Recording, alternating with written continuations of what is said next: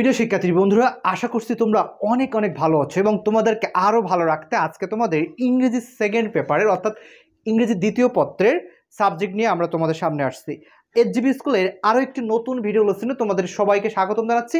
ঠিক সেই সাথেই আজকে তোমাদের সাথে মূলত আমি কথা বলবো ইংরেজি দ্বিতীয় পত্রের টোটাল সিলেবাস নিয়ে, এবং এই সিলেবাসটার মধ্য দিয়ে তুমি আজকে সঠিক ইনসাইটেশন পাবে যে কিভাবে তুমি খুব সহজে পড়াশোনা করলে তোমার যে কম সময়ের মধ্যে তুমি তোমার টেস্ট, প্রি টেস্ট এবং তোমার এসএসসি মেইন যে টার্গেট সবগুলো একসাথে ফিল আপ করতে পারবে। অর্থাৎ তুমি যদি তোমার টেস্ট, প্রি টেস্টের প্রিপারেশন নিতে চাও এবং যদি এসএসসিতে খুব ভালো করতে চাও, ভালো একটি রেজাল্ট করতে চাও, তাহলে আশা করব আজকের ক্লাসে তোমার জন্য একটি বেস্ট সলিউশন হতে যাচ্ছে। তো চলো আর কথা না বলে আমরা মূল ক্লাসে যাই। এখন দেখো, ইংলিশ সেকেন্ড পেপারের এই সিলেবাসটাকে আমরা দুইটা পার্টে পার্ট করবো। নাম্বার 1 হচ্ছে গ্রামার, নাম্বার 2 হচ্ছে রাইটিং পার্ট। কি বললাম দেখো, খেয়াল করো। নাম্বার 1 বললাম হচ্ছে গ্রামার, ভালো করে বুঝো একটু। নাম্বার 1 কি বললাম? গ্রামার, আর একটা হচ্ছে আমাদের রাইটিং পার্ট। এখন আমি এখানে গ্রামার পার্টের জন্য 60 মার্ক এবং রাইটিং পার্টের জন্য 40 মার্কস। এখন তুমি বলো যে হচ্ছে তুমি কোথায় বেশি ইফোর্ট দেবে? তোমার মনে হচ্ছে না অবশ্যই বেশি হচ্ছে আমাকে গ্রামারে ইফোর্ট দেওয়া উচিত। গ্রামারে যদি 60 মার্কস, রাইটিংয়ে 40 মার্কস। এখন তুমি দেখো যে তোমার অবস্থাকে তুমি কিন্তু ভালো জানো আমার থেকে, তাই না? যে তুমি কোন অবস্থায় আছো বা তোমার কন্ডিশন কি ইংরেজি সেকেন্ড পেপারে, তাহলে তোমার কন্ডিশন অনুযায়ী তোমাকে প্রিপারেশন নিতে হবে। এখন সবার জন্য আজকের মূলত এই ক্লাসটি, অর্থাৎ তুমি তোমার নিজের অবস্থান থেকে বুঝতে পারবে যে তোমাকে কোন দিকে বেশি ইফোর্ট দেওয়া উচিত। এখন দেখো, প্রথম থেকে একটু আলোচনা করি। আমরা প্রথমে গ্রামার সেকশন নিয়ে আলোচনা করব, যেখানে আমাদের টোটাল 60টি মার্ক আছে, এবং এই 60টি মার্ক তুমি খুব সহজে কিভাবে ক্যাপচার করতে পারবে সেটা দেখো। প্রথমত বলছি হচ্ছে gap feelings with clues, substitution table, right forms of verb, changing sentence, তারপরে হচ্ছে আমাদের tag question, suffix, prefix, preposition, connectors, punctuation. অর্থাৎ টোটাল আমাদের এখানে 9টা গ্রামার টপিকস আছে এবং 9টা গ্রামার্স থেকে আমাদের 60টি মার্কস আসবে। এখন এর মধ্যে দেখো সব থেকে বেশি মার্কস কোথায়। প্রথমত হচ্ছে উইথ ক্লুতে হচ্ছে 10 mark, right form of verb 10 mark, changing sentence 10 mark. তার আগেই বলে রাখি, তুমি এখানে কত মার্কস দেখছো? এখানে এই 3টা বিষয় নিয়ে হচ্ছে আমাদের 30 মার্কস, বাকি আসছে কত? আর 30 মার্কস, তাই না? এখন এই 30 মার্কসের জন্য আমি তোমাদের জন্য এইচজিবি স্কুলের পক্ষ থেকে সিরিজ আকারে ভিডিও আপলোড করব। অর্থাৎ প্রতিটা সিরিজ আকারে তুমি ভিডিও পাবে। চেঞ্জিং সেন্টেন্সের জন্য মিনিমাম 4 থেকে 5টা সিরিজ পাবে। ঠিক একইভাবে গ্যাপ ফিলিংসের জন্য সিরিজ পাবে, কিভাবে তুমি উইথ কুলে অ্যান্সার করবে তার জন্য একটি সিরিজ থাকবে।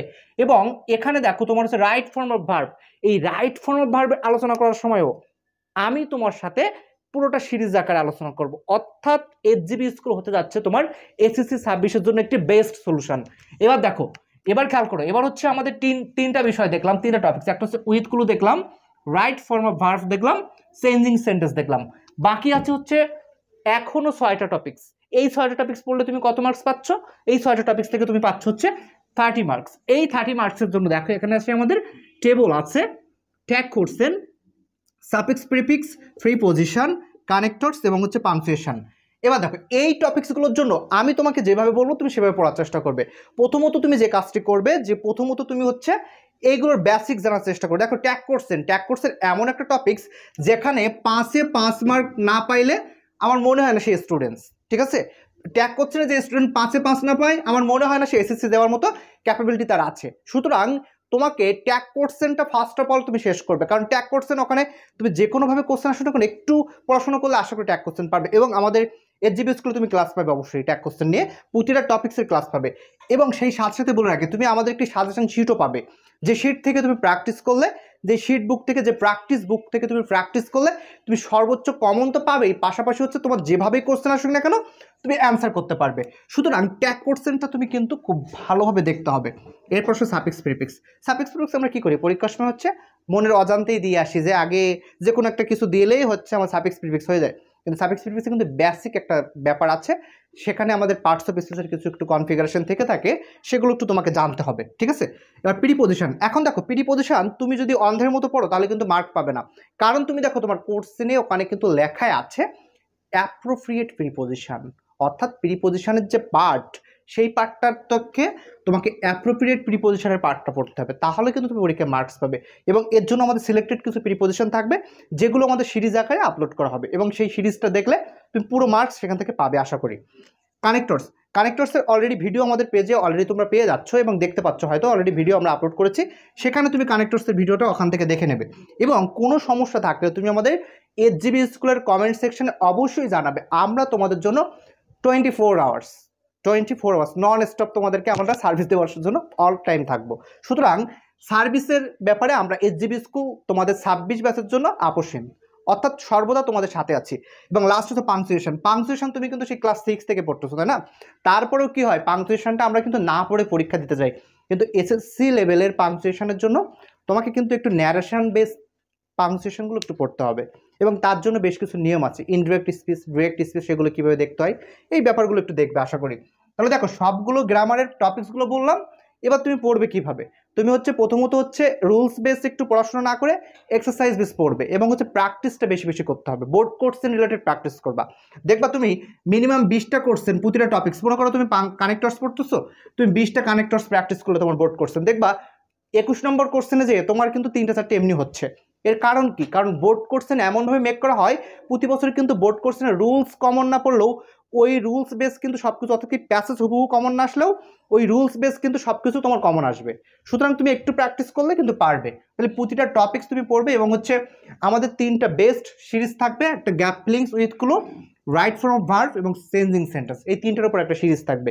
এই সিরিজটা আশা করি তোমাদের জন্য অনেক উপভোগ্য হবে।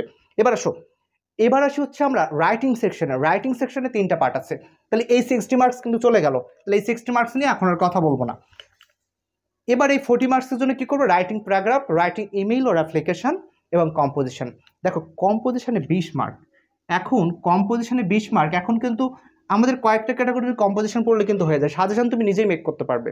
তুমি প্রেজেন্ট রিসেন্ট ইস্যু নিয়ে কম্পোজিশনগুলো পড়বে, তুমি হচ্ছে তোমার হিস্ট্রিক্যাল প্লেস নিয়ে পড়তে পারো কম্পোজিশনগুলো, এইম ইন লাইফ অর্থাৎ তোমার ভবিষ্যৎ পরিকল্পনা কি, এই যে কতগুলো বেজ, কিছু কিছু বেজ আছে, এই বেজে যদি তুমি পড়ো আশা করি কম্পোজিশন তুমি কমন পাবে।